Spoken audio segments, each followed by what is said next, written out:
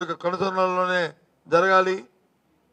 పేదవాడి తాలూకా వైద్య విద్య ప్రభుత్వ విధానంలోనే ఉండాలి. అప్పుడే పేదవాడికి న్యాయం జరుగుతుందని తెలియజేస్తున్నాం.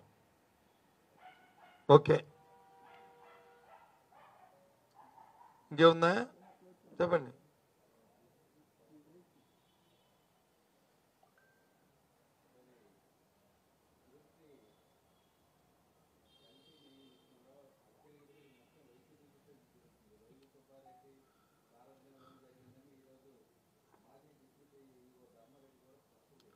నాకు తెలిసి ధర్మారెడ్డి స్పష్టం చేయలేదు. మీ ఏబిఎన్ ఆంధ్ర రాధాకృష్ణ గారో లేకపోతే మీ జ్యోతి పత్రికో అది వచ్చి స్పష్టం చేసింది తప్ప ధర్మారెడ్డి గారు ప్రెస్ కాన్ఫరెన్స్ ఎంక్వైరీ జరిగిన తర్వాత మీరు పెడతారు కదా ఎఫ్ఐఆర్లో, అప్పుడు మాట్లాడుకుందాం దాని మీద. ఎందుకు ఓలు అపోలు ఎందుకు దేనికోసం? ఆ భగవంతుని ఆ తిరుపతి వెంకటేశ్వర స్వామిని ఎందుకు తీసుకొస్తే మేము ప్రజల నాటిలో పెట్టిస్తారు? ఆ పాపం చుట్టుకుంటుంది. దయచేసి ఆపండి. దాని మీద శంఖాలు పుంకాలు ఆపి వాస్తవ విషయాలు ఏమున్నాయో మీ ఎంక్వైరీలు వచ్చిన తర్వాత ఫైనల్ అయిన తర్వాత అప్పుడు చెప్పండి. అప్పుడు దాన్ని మనం మాట్లాడదాం. అంతేగాని ఇలాంటి లేని పేరు మాటలు అపోల మాటలు చెప్పి ఆ స్వామివారికి కిడితే అపచారం చేసే మాటలు ఆయన తాలుగా ఆయన మీద భక్తి తగ్గే మాటలు చేయొద్దు దయచేసి.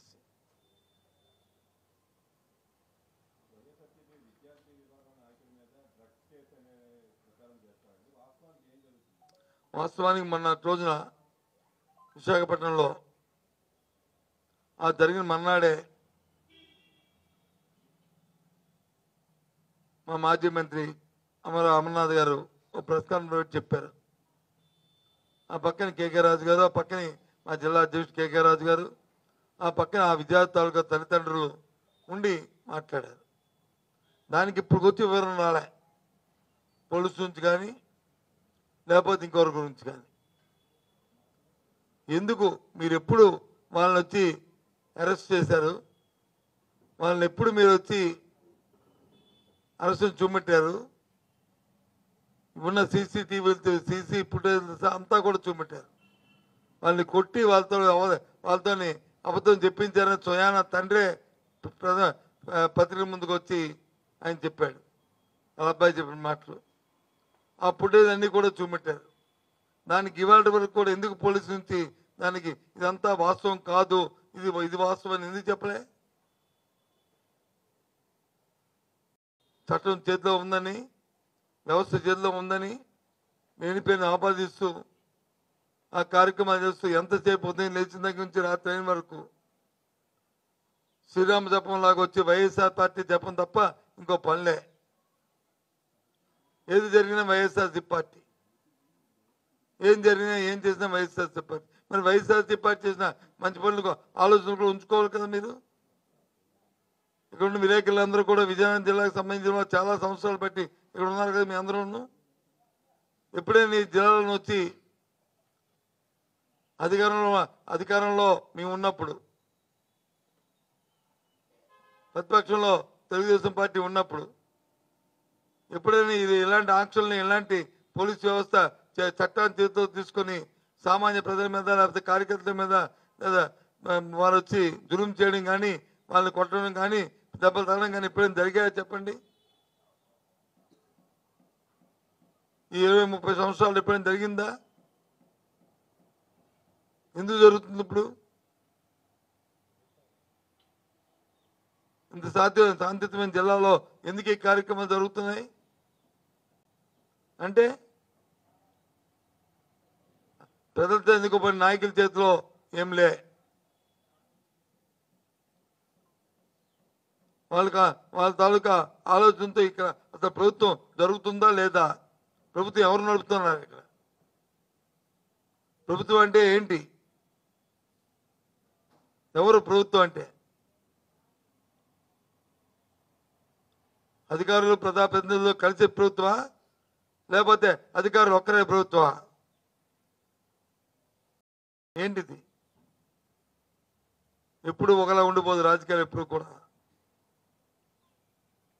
మన ఆంధ్రప్రదేశ్ వచ్చి మన మన ఎవరు అధికారం ఉన్నప్పటికీ కూడా మొత్తం వ్యవస్థకి ఆన్సర్. మనం వ్యవస్థకి మనం మనం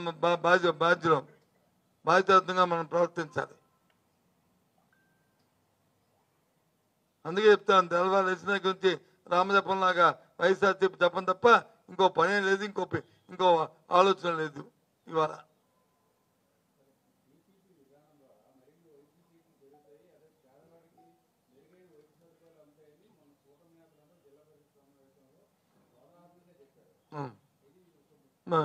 మీరు మీరు పని చేయండి, మీరే న్యాయ నిర్ణేత, ఎవరు అక్కలే. ఏబిఎన్ నువ్వు శ్రీనివాసరావే, నువ్వు ఏది చెప్తే నేను అది నమ్ముతాను. నువ్వు వచ్చి మీరు వెళ్ళి నిమ్స్ హాస్పిటల్కి వెళ్ళండి. తర్వాత వచ్చి మనం ఇప్పుడు 2 సంవత్సరాలు ఎందుకు విజయనగరంలో పెట్టి హాస్పిటల్, ప్రభుత్వ హాస్పిటల్, అక్కడ వైద్య కళాశాల, అక్కడికి వెళ్ళండి. లేదంటే మన హాస్పిటల్కి వెళ్ళండి. అక్కడ మెరుగైన వైద్యం పేదవాడికి ఇస్తారా? ఇక్కడ మెరుగైన వైద్యం పేదవాడికి ఇస్తారా? అక్కడ ఫ్రీగా వైద్యం పేదవాడికి చేస్తారా? ఇక్కడ పేదవాడికి చేస్తారా? లేదు, అక్కడ చదువుతున్న విద్యార్థికి వచ్చి ప్రభుత్వ ఫీజు ఏ కేటగిరీ కానీ, బి కేటగిరీ కానీ, సి కేటగిరీ కానీ ఎంత వాళ్ళు వచ్చి ప్రభుత్వానికి చెల్లించారు, ఆ కాలేజీకి చెల్లించారు, అక్కడ ఎంత చెల్లించారు, ఏబిసిడి కనుక్కోండి. మీకు న్యాయం అనిపిస్తే ఓకే. సత్యబాబు గారు చెప్పింది అబద్ధం, అక్కడే బాగుందని అంటే ఓకే. ఇదే కాదు, పక్కనే లేదా గీతంకి వెళ్ళండి,